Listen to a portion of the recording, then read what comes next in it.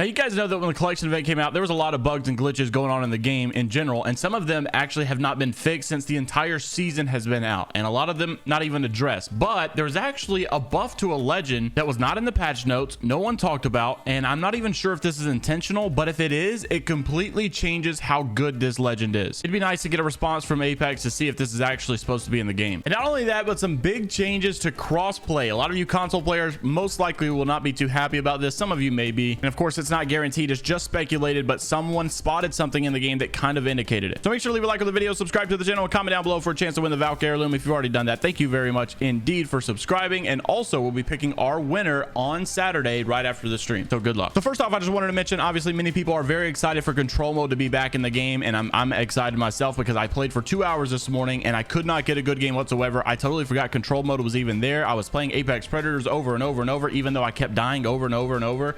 And then finally I realized there was control mode, so I was able to get off of the stupid map Storm Point, go play control mode, had a great time. First game, got an amazing game, did really good with the bow, and I had a lot of fun. Obviously, every time control mode comes back into the rotation, people are going to talk about it being permanent and how it needs to be permanent. Match had said this on Twitter. Another Apex Legends YouTuber and streamer said control mode needs to stay permanent in Apex, so every time Storm Point specifically comes around in pubs, we can actually go have fun for an hour. And I totally agree. Storm Point is really like a 10-minute loot simulator. Then you just go and die because every game has an Apex Predator in it now, like multiple, and they're all 3 stacking in pubs. So control mode is a phenomenal way for us to get into the action quicker, not have to loot so much, get games faster, go have fun. It's a nice healthy break from Battle Royale. So a few months ago, I had a discussion with Ryan Rigney. He was the director of communications over at Respawn back in the time when he was actually working there. I asked him, I said, hey, look, you know, a lot of people seem to be quitting Apex. They seem to be taking breaks. They're not happy with the game.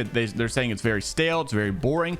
What do you guys have to say about that? And he told me, I think it's actually very healthy for people to take breaks. I think it's healthy for them to stop playing, you know, maybe not drain themselves out so much of it. I thought it was very interesting. You know, when it comes to a game development and having your own game, you don't really want people to leave your game and go play other games unless there's obviously a healthy reason. Back then, there was nothing but Battle Royale, so it was really the only option. I think it's really good if you can create an environment for people to take breaks from Battle Royale Apex, yet still be on Apex and play these other game modes. So hopefully, I mean, this has been the 3rd time in a row we've seen control mode, so I'm sure it's going to be permanent very soon. I just think they're trying to weed out all the issues so that they make it perfect before they make it permanent. So you guys know that when the season came out, there was a lot of bugs in the game, and also there was a lot of bugs when the collection event came out to even pile on top of it. Well, a lot of the bugs that we were hoping would be fixed in this collection event update were not. One being, apparently they fixed the Wraith ultimate going in and out of the IMC armories, but they did not fix. I've been seeing videos of people doing the Ash ultimate in and out of the IMC armories while it's closed, so it's unfortunate that that still exists. Also, this is a funny Reddit post that someone put, you know,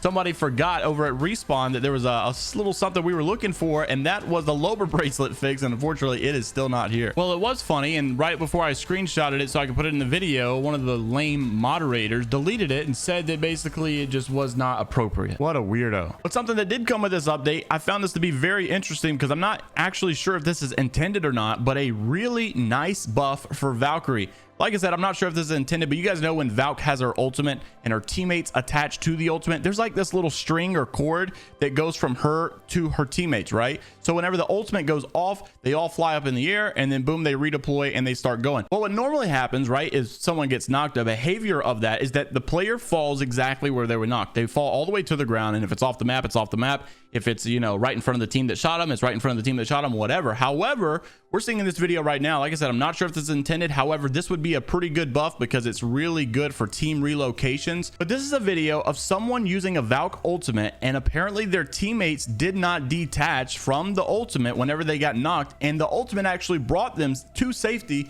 so that they could provide the res. This obviously was not mentioned in the patch notes. It doesn't seem to be intended. However, it seems to work pretty well, and I think this would be a really good addition. I'm not really sure if this is just something that flew under the radar, didn't get put on the patch notes, although they did bring it. Maybe they forgot to say it. Maybe it's just a bug. I'm not sure. However, this seems like it would be a really good buff for Valkyrie and make her a lot more useful, especially in ranked, whenever you're able to get your teammates to safety and pop that res, when in normal games and normal times, obviously they were done, you lost your teammate, it was over. Now, a legend that will not be receiving that type of buff, and in fact might be receiving a nerf very soon that's even more detrimental to her status, is Horizon. Horizon has been an absolute beast of a character or legend for a very long time. Always been pretty solid, never really been terrible, but at one point was been way too overpowered, and now it looks like that could be the case again. This is a mechanic, this is a movement that I saw on TikTok that came from Taxi 2G. This is just absolutely insane, and it looks cool, but I'm not really sure if this should actually be in the game. Take a look at this clip.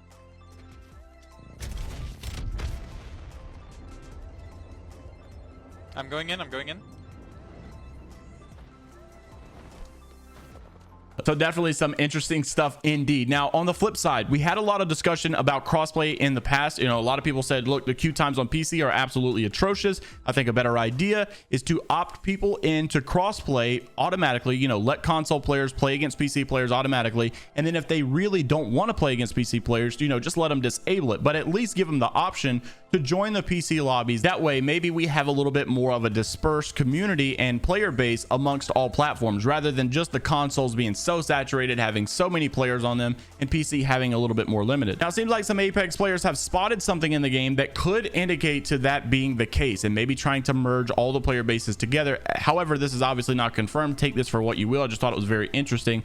Lobo Tommy said, why did they remove the console/PC icon from the control scoreboard? Maybe they're pushing full console teams into PC lobbies now and hiding it so we wouldn't notice. A lot of people in the comments here are like, yo, I didn't even notice that. That's actually insane. Now, this is a feature that would definitely be interesting and would have its benefits. Obviously, it might have some of its drawbacks as well. You're going to have a lot of pro players complaining about this if this is the case, because they don't want to be playing against console players with 0.6 aim assist. So some really interesting moves if that does take place. Now, we know that Apex is a game known for its movement, and unfortunately, it seems like that's not only getting nerfed all the time over in the main game of PC and console, but it's also getting nerfed over on mobile. A note from Bunny Hopping from the Apex Legends mobile Twitter page, and basically they said, we've seen some crazy clips, some crazy movement. However, this was not intended, so we will be making a fix for it. We don't know if that's going to be a nerf or just an absolute, you know, ripping it out of the game. This is something that actually happened to the PC and console version at the very beginning when, you know, Apex was brand new.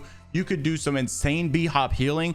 It was really fast. It was really useful. However, you know, yes, it was easy, but not everybody was doing it. My thing with when it comes to these mechanics is, you know, it's one thing if it's really overpowered and everybody's doing it, but it always seemed like the higher skilled players were doing it, and a lot of the lower skilled players really, you know, even though it was kind of easy, they wouldn't go teach themselves how to do it. And I just personally feel like if people are not willing to learn how to do mechanics that are available to them, then let it stay in the game. Let it be something that, you know, the higher skill players can take advantage of. Now, the concept of tap strafing personally is a little weird because console players don't have the option for it. And lastly, a little thought I want to put in your head before you leave. This is something that was actually kind of concerning my friend Ecstatic Shadow made us aware of. I actually made a tweet yesterday that got 150 likes saying, can someone dev brain tell me why we can't just spend a few years to rebuild Apex on a better engine instead of allowing the excuse, you know, we can't add that because the old engine that it runs on. Like, why not just hire someone to copy paste this on a better engine? EA obviously is not broken. We know they obviously did that exact process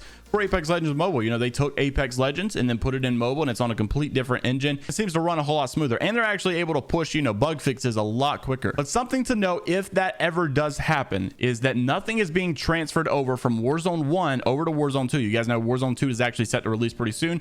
So you could probably stop spending money on cosmetic if Apex follows suit. So obviously people are going to be absolutely outraged if Apex ever makes a brand new game, you know, Apex Legends 2 or something like that, or have a newer version where they, you know, take this and put it on a better engine. And then, you know, nobody's going to be able to keep their heirlooms, their skins or stuff like that. So it's just all going to go to waste. So I feel really bad for the Warzone players that are experiencing that right now. So hopefully we don't ever run into that issue over on Apex, but leave me your comments down below and let me know what you think, and leave a like on the video, subscribe to the channel, and comment down below for a chance to win that Valkyrie heirloom once again. And if you've already done that, I really appreciate it indeed. And until the next time, I'll see you all later, Gators.